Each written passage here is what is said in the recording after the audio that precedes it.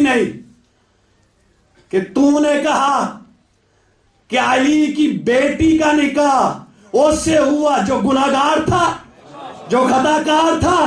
اور ایسا سوچنے والے پہ لعنت، ایسا بولنے والے پہ لعنت، ایسا کتاب میں لکھنے والے پہ لعنت. ہم تو وہ ہیں، اور خدا کی قسم نبی کی بیویوں کا نکاح امتیوں سے حرام ہوا ہی اس لیے کہ وہ نبی کے صرف نسبت میں آئی، صرف نبی کی، حالانکہ وہ ہمارے جیسی ہیں، ہم میں سے گئی ہیں نا، امتیوں سے گئی ہیں.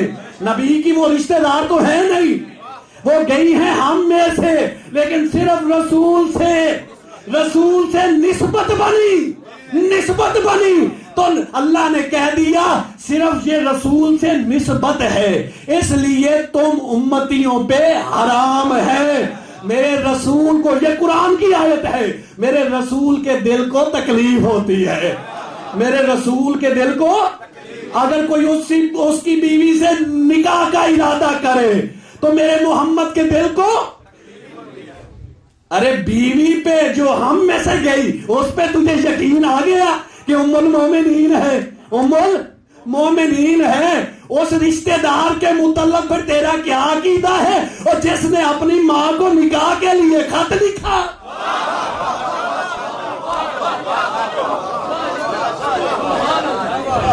جس نے ماں کو نکاح کے لیے، ہم نے تو اس وقت بھی لعنت کی تھی، آج بھی کر رہے، اس وقت بھی کی تھی، آج بھی، اور قیامت تک لعنت کرتے رہیں گے. ہم بادشاہ جی، یہ ہے قرآن کہ اللہ کو تکلیف ہوتی ہے، نبی کو تکلیف ہوتی ہے صرف اس وجہ سے کہ وہ محمد کی نسبت میں آ گئی. تو میں دست بستہ عرض کرتا ہوں، اگر نکاح سے ہی روکنا تھا، نکاح سے ہی روکنا، بہت بڑا فیصلہ دینے جا رہا ہوں شاہ صاحب، اگر نکاح سے ہی روکنا تھا تو اور بھی رشتے ہیں جن سے نکاح نہیں ہو سکتا. شاہ جی، خالہ سے بھی نکاح، پھوپھی سے نکاح، اگر نکاح سے ہی روکنا تھا مرشد تو خالہ بھی کہہ سکتا تھا، پھوپھی بھی. عجیب منطق ہے کہ خبردار کوئی میرے رسول کو باپ نہ کہے، کوئی میرے رسول کو، میرا رسول تو مردوں میں سے کسی کا باپ نہیں، اس کی بیویاں تمہاری مائیں ہیں. مجھے انصاف سے بتاؤ میرے اہل سنت بھائی، جو ماں کا شوہر ہوتا ہے اسے کیا رشتہ ہے؟ ماں کے رشتے سے، جو ماں کا شوہر ہے اس سے رشتہ ہے باپ کا، وہ ہوتا ہے باپ. اللہ کہہ رہا ہے اس کی بیویاں تمہاری مائیں ہیں لیکن یہ تمہارا باپ نہیں. عجیب منطق ہے، اس کی بیویاں ماں ہیں لیکن محمد تمہارا باپ، اس لیے کہ ان کی جنس تمہاری جنس جیسی اور محمد کی جنس تمہاری جنس جیسی نہیں. اگر کوئی اس کو باپ کہتا ہے تو یا حسن ہے یا حسین ہے.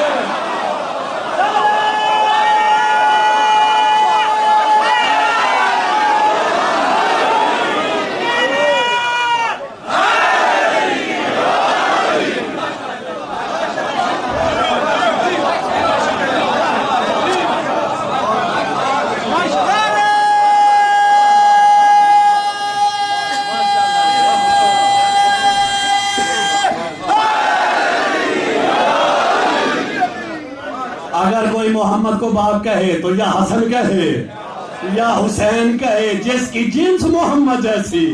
اور میں نے نہیں کہا، قرآن دیکھ، فَقُلْ تَعَالَوْا نَدْعُوا أَبْنَاءَنَا وَأَبْنَاءَكُمْ، تم اپنے بیٹے لے کے آ، اپنے بیٹے لے کے. آج وہ جائے گا جس کی جنس محمد سے ملتی ہے، جس کی جنس محمد سے ملتی ہے. تو جنس ملتی ہے فقط یا حسن کی یا حسین کی، اور تمہیں تو روک دیا ہے. شکل تو دیکھا انہیں نے، ام المومنین، کہہ رسول کو تیرا باپ ہے. اگر وہ مائیں ہیں تو کہہ رسول کو کہ وہ تیرا. قرآن روکتا ہے، خبردار خبردار، میرا محمد تم میں سے کسی کا باپ نہیں. اب ماں اس لیے کہا، صداد سے داد ہوگی اس جملے پہ قبلہ ماں اس لیے کہا کہ کائنات میں واحد ماں ایسا رشتہ ہے کہ ماں سے بھی نکاح حرام، ماں کی بیٹی سے بھی۔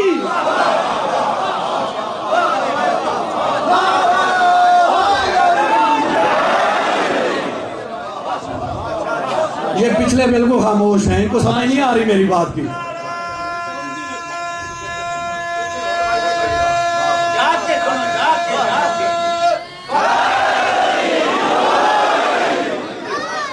شاہ صاحب معذرت کے ساتھ آج میں نے اپنی مرضی سے پڑھنا ہے۔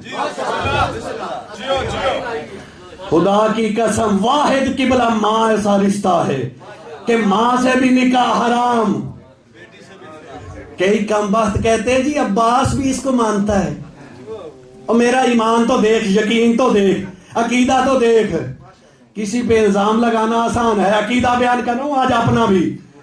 لوگ کہتے ہیں جی عباس بھی مانتا ہے، اور میرا عقیدہ دیکھ اس قرآن سے کہ قرآن کہتا ہے ماں سے نکاح حرام، تو میں تو مانتا ہوں ماں سے بھی حرام، ماں کی بیٹی سے بھی حرام۔ اگر ام المومنین مانتا ہے ختیجہ کو، ختیجہ کی بیٹی ہے بطول، اور یہ ساری سادات اولاد ہے فاطمہ کی، اور جب ماں سے نکاح حرام ہے تو سید سعدی سے کیسے جائے؟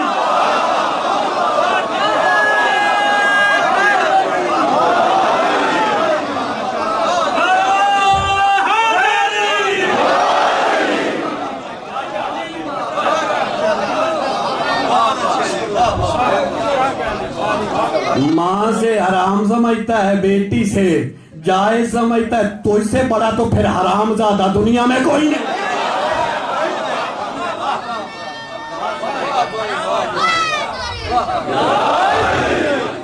ماں سے ناجائز، بیٹی سے جائز، قرآن کی توہین کرتا ہے، پھر کہتا ہے میں اطیع اللہ کی رٹ، اللہ کی رٹ۔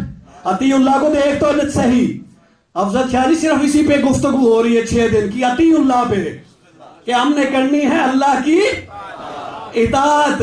تو میں نے وہی بات جو آپ کے ذہنوں میں ہے کہ ایک پاک بنائے ہیں اللہ نے، ایک پاک بنائے ہیں محمد نے۔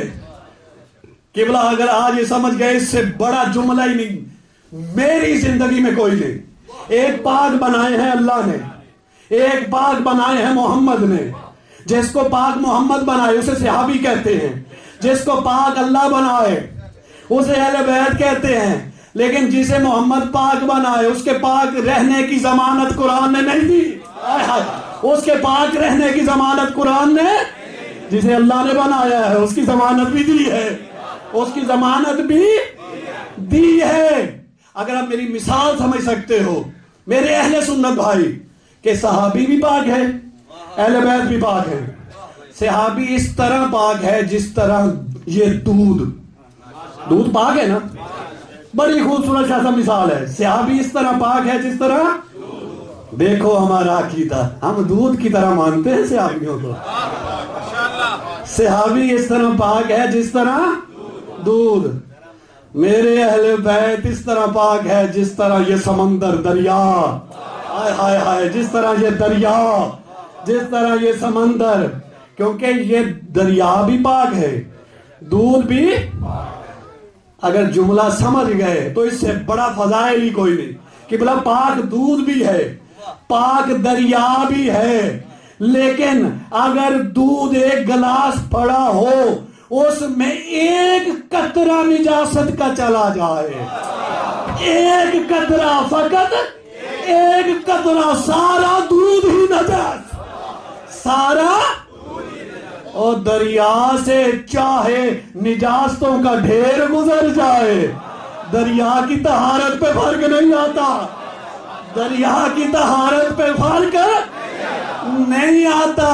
تیرے پاک ہیں دودھ کی طرح، میرے پاک ہیں دریا کی طرح۔ جب تک وہ نجاست کے قریب نہ جائیں یا ان میں نجاست نہ آئے تو وہ پاک ہیں، وہ پاک